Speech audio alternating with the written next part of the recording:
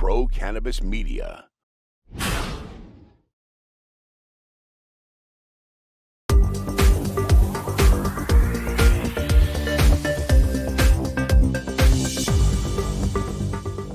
Hi, everyone. Welcome to another very special edition of In the Weeds with Jimmy Young. And I am so excited to be talking with someone whose name really needs no introduction to anybody who follows cannabis culture, cannabis history, and I might also say the history of one of the greatest rock bands of all time, the Grateful Dead. Joining us today is Trixie Garcia, the daughter of the late, great Jerry Garcia. Trixie, thank you so much for joining us today.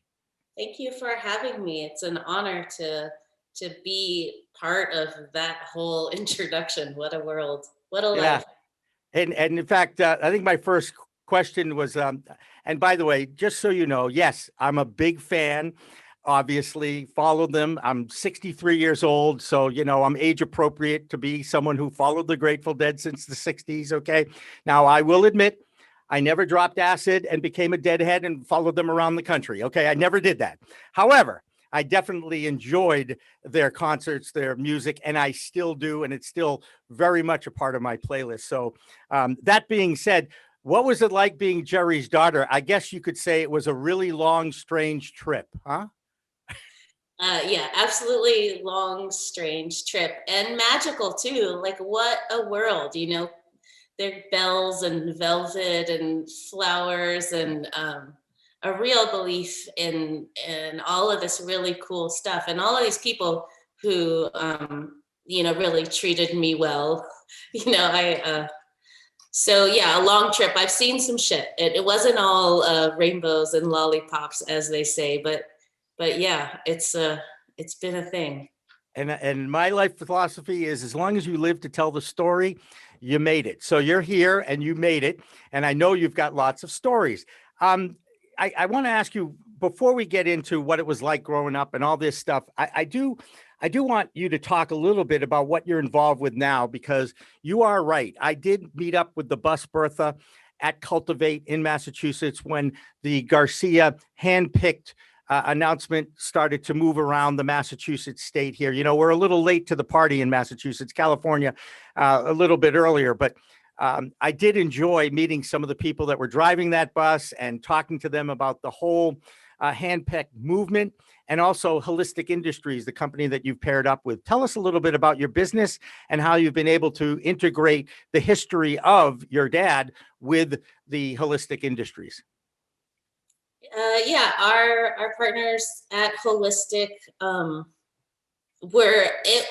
had been looking for like 5 years for the right company. You know, we had been wanting to do this, but it hadn't found the right people. And this is a great family owned and run company. You know, they're already, you know, experienced. They have their own, you know, Liberty dispensary line. And then the culture in their company is amazing. It's something to behold. They're really like a lot of really happy people, a lot of people who have chosen a career in cannabis as an alternative to their like weird corporate jobs that were sucking their souls, you know, previously. So we have a lot of people that are really happy to be there. And that's a wonderful thing. And then just the participating in something related to Jerry Garcia, I think, is meaningful for a lot of people, and that we really respect that bond and want to, you know, always do everything with that in mind. You know how much Jerry means to people. Absolutely. And a very special little story in Portland, Maine, where I worked for 11 years. I got to hang out and have dinner with members of the band, the Grateful Dead, Bill Kreutzmann, still involved, and the late Brett Midland, the keyboardist, and a publicist that was involved with you guys that was from Maine, Dennis McNally. And I'll never forget walking the dog on the property at the inn by the sea where they stayed. And I'm walking my dog, and I look to my right, and about 15 feet away in one of the condos there's your dad doing the dishes. And it was just so bizarre to see him there doing the dishes. He looked up, I looked up, I saw him, I waved, and he waved back and smiled. Of course, again, another great thrill for me. How many times do you remember him doing the dishes at home? That's what I'd like to know. maybe twice. um, he liked to stay busy. He was like that. He was such an oddball. I used to dig on and be like, what kind of rock star wears, sweatpants and orthopedic shoes? He was just always breaking, the mold like that. He was a normal guy, and that was people who live in Marin County, California, who would see Jerry, around, knew, just give him a wave. It's just dad going to get a chili dog at the gas station or whatever, no big deal. So yeah, he was like that. He was like that. He wanted to keep his hands busy too, if he wasn't playing guitar, he had this energy, so he had to go do something. Fantastic. I think that's great. There are dozens of celebrity brands in the cannabis space these days, more and more athletes and rock stars, even people like Martha Stewart coming out of the cannabis closet and getting involved in the cannabis industry. What makes the Garcia Hand-picked line so special? Yeah, it's a crowded field, and I think that what we have, that they don't have is, I'm an active cannabis, community involved person. Today is June 1st. I'm putting my legally mandated 6 plants in the ground today. Last year, I grew my own plants, like 10 foot tall sativa plants. I got like 6 pounds. I smoked it all year. I'm still smoking like my own weed that I grew. I saved a ton of money. Great. Hey. Our Garcia weed is great, but I didn't grow that, maybe in the future I'll be able to grow it. But yeah, and we have the love and respect of our community. The fan base is a great wealth of information. Part of the community was people coming and being, hey man, look what I grew. This is my special stash, and people have a lot of pride in their skills, and we get to bring all those people together with something else they love, which is music and Grateful Dead culture. Jerry Garcia.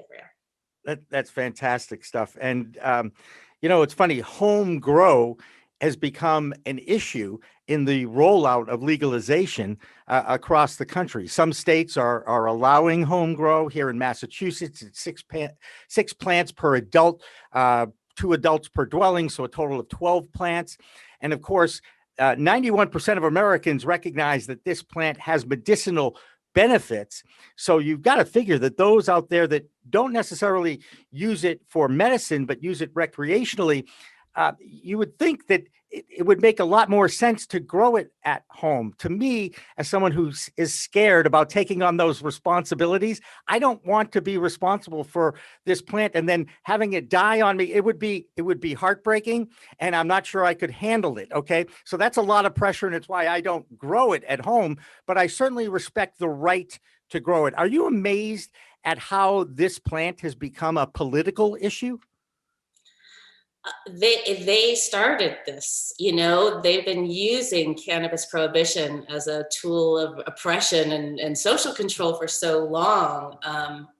Now it's our turn to try and use the power and influence of cannabis to make some real changes, and primarily descheduling and federal legalization, and then expungement. There's people still in jail for cannabis crimes. For possession crimes, which is small amounts. Yeah, possession. Horrible. It's just horrible. And of course, I'm sure Steve D'Angelo and the Last Prisoner Project and what he's done in the last few years. I think it has been great. One thing about the plant, and I think you're totally going to relate to this, is it has a socialization aspect to the consumption of it. I think we've all experienced the group of strangers that might meet up at a rock concert and share a joint around, if you will. It always has had this ability to bring people of different backgrounds together. And now we need this more than ever, don't we, Trixie? Yeah, after the year of solitude and, and mental health and all these other issues, the share a joint, make a friend, for a long time.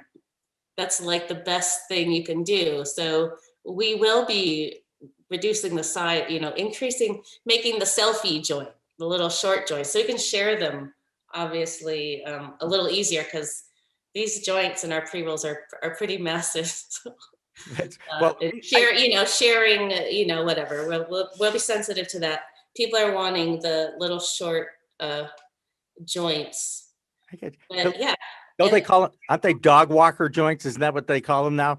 Like a half a gram, you go out, it's about the length of the time to walk the dog, right? That's right, just a couple puffs. Right. You know? And you know what? That's all you need to catch yourself a little high, as my friend Jonathan Edwards would say. So I know you've had lots of stories, and everybody asks you to tell stories and what have you. The stories that I hear, not necessarily just about cannabis and the Grateful Dead, but so many people come up to me and said, this plant has changed my life. This plant has saved my life. How many times have you heard that, and how cannabis has saved their lives, or maybe the role that the Grateful Dead has played in their lives and how that's changed their lives? There is a real parallel between the healing power of music and the healing power of cannabis. Rick Simpson oil, literally saves lives. And another way that cannabis saves lives is as an safer alternative to harder painkillers and,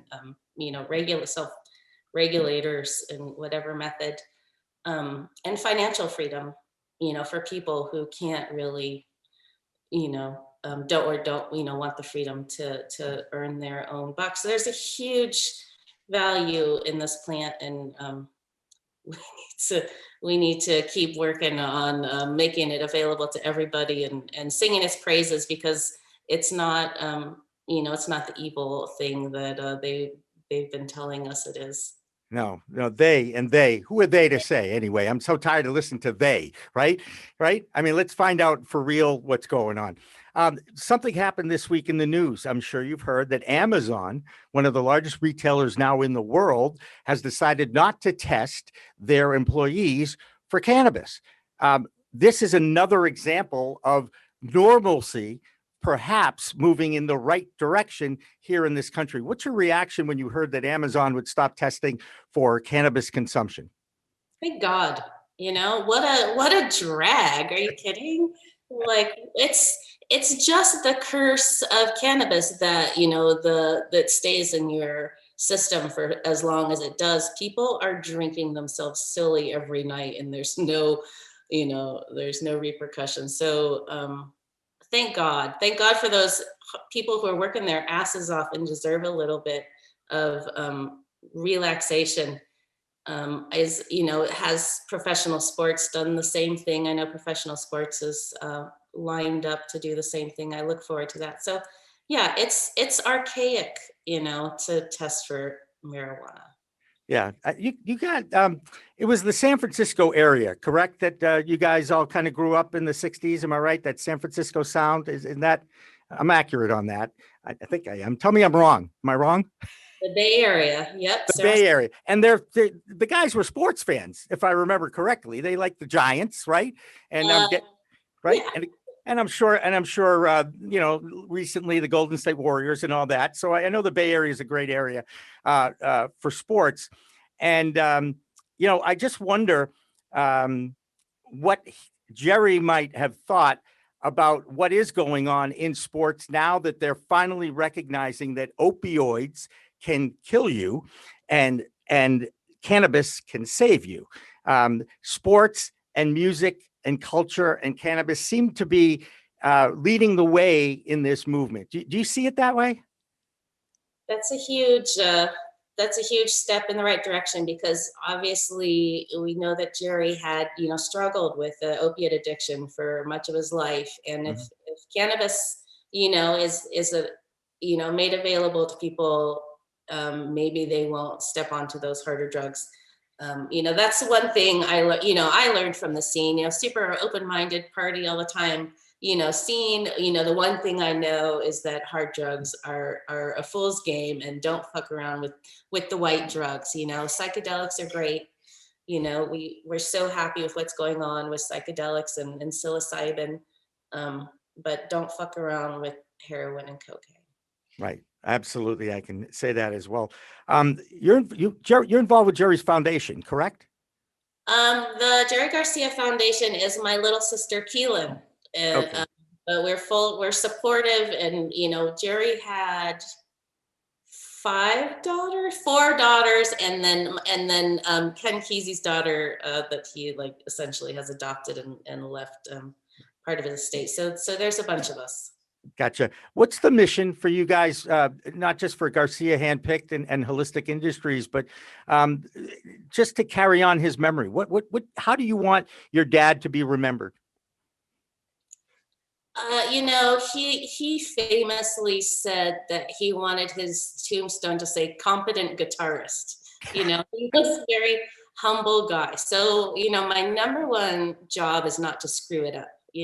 He's built this beautiful kind of, thing that's kind of, there's a lot of subtext. There's a lot of, subtle things and little nuances. My job basically is to share as much as I can of the catalog, and encourage stuff to come out, to archive what I can, get it all organized and collected, and to I really felt early on like part of my job was to help people get over their grief. A lot of people are still grieving the loss of Jerry, and I want them to just take all that love and passion and give it back to yourself and enjoy your life, and remember what was so beautiful in the first place that inspired you to have those feelings. That's awesome. And I know, when a musician passes, needless to say, their music lives forever. And what you guys are doing, if I'm on top of this, you're actually releasing unpublished live concerts. Of course, the Dead was known for their live performances. What role does that play as far as your marketing and your merchandising? Because when I was in the Bertha bus, I was watching a concert. I think it was a concert from Connecticut, maybe. But tell me about the idea about sharing more of these unpublished live concerts with the world. Those are the treasures that we want to get out there. So, negotiating with people who are the owners and caretakers, everyone, there's a lot of like girding it and like hiding it away. So prying open the fingers of the past there to share all that stuff. We're trying to put out a bunch of the stuff they did with David Grisman is on, coming out soon, where there's just so much great stuff that I just hope that everyone likes what we've chosen so far.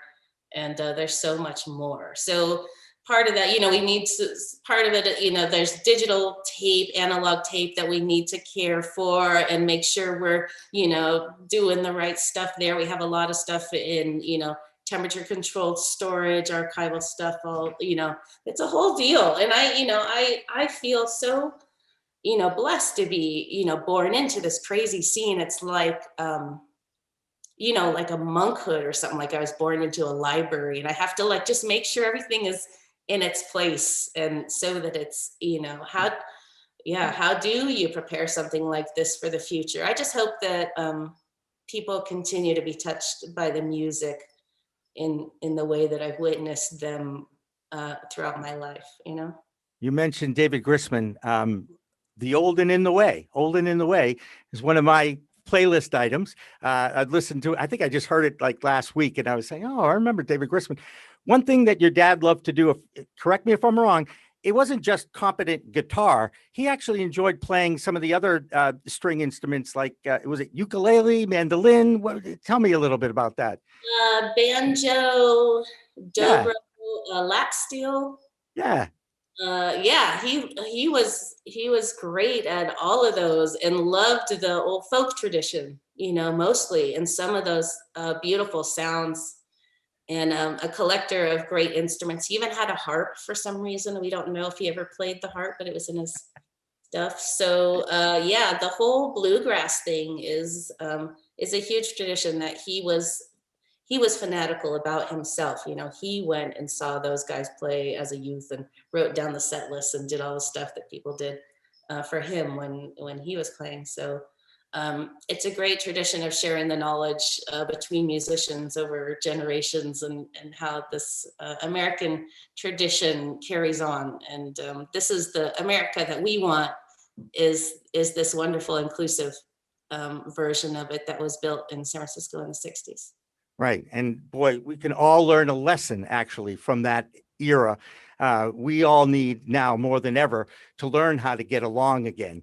And Lord knows, we're trying to create this bridge between coasts here so we could take cannabis from coast to coast. Massachusetts and California, I think politically we're similarly aligned. Let's just say. That being said, there's a lot of room in between. We all need to figure out a way to all get along. And isn't it awesome now that you have, it's 17 states now that are adult use legal.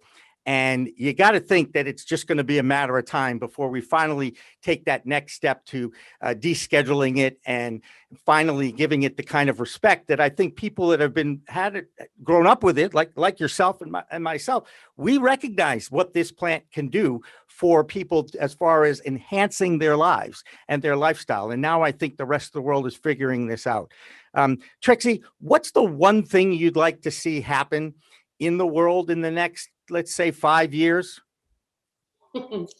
I'd like to see some major. I'm an environmentalist. I got to see some major conservation efforts. I'd like to see, all the billionaires buy up all the empty land and start planting trees on it in a large scale way. I'd like to see more people become vegan and cut down on, and get electric cars and stuff. Yes, Well, we're moving there. We're definitely getting into that, and of course, hemp can play a huge role in that as well. And I see that hemp growing now is becoming more and more the norm now that supposedly it's a legal substance, even though that definition continues to be, let's just say, interpreted differently.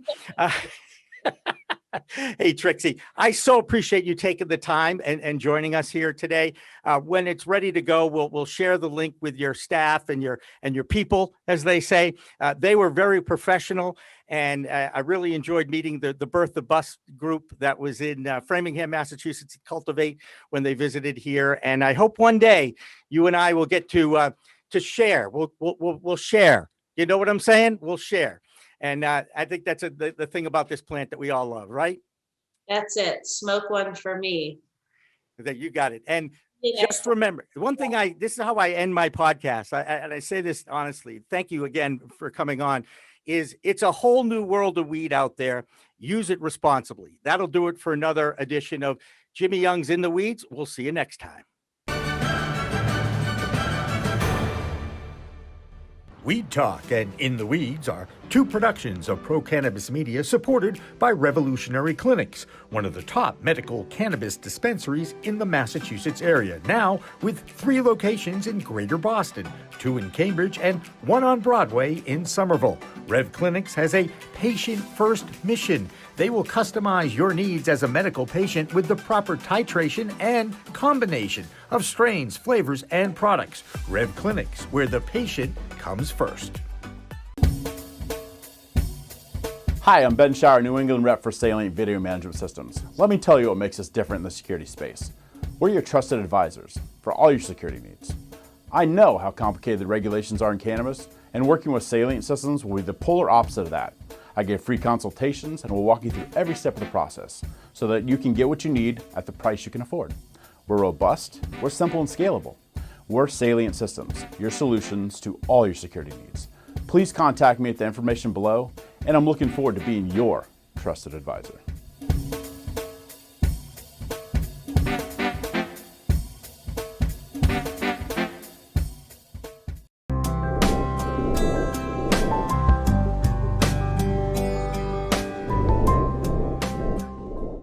Pro Cannabis Media programming is available live and on demand on our Facebook page at Pro Canna Media, on Instagram at Pro Cannabis Media, on LinkedIn also at Pro Cannabis Media, on YouTube and YouTube Live on Pro Cannabis Media, Twitter at Pro Canna Media, and on twitch.tv/Pro Cannabis Media. So like, share, and subscribe to all of our content, newsletters, and shows live or on demand. We are Pro Cannabis Media.